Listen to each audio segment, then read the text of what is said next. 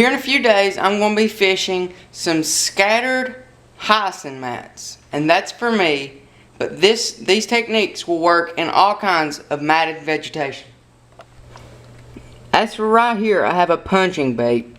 Now, this right here is just 2 lead weights put together. It's not ideal at all. You really want a tungsten weight, but by the time I go fishing, I may or may not have to change that. So, on this reel, I have 20-pound fluorocarbon.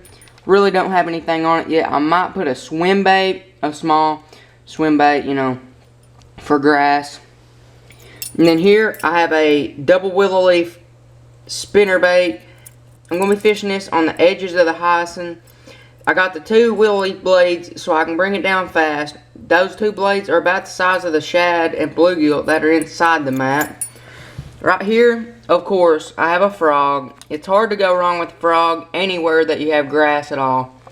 As of right here, I have a watermelon red swim jig. And watermelon red is basically the color of a bluegill.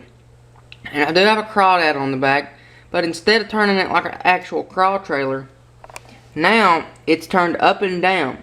So it'll be flapping on its side. So that imitates a bluegill better than it would if it was rigged like a natural craw.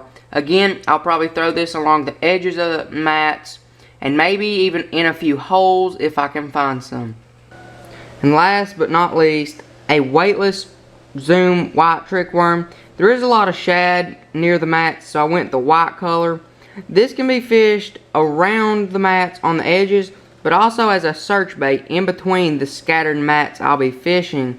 And even early in the morning, I might fish this very erratically fast on top of the water to see if they aren't on that subsurface top water bite.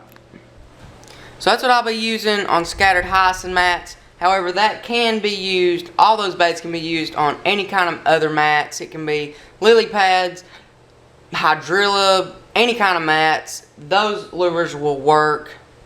So good job and keep fishing.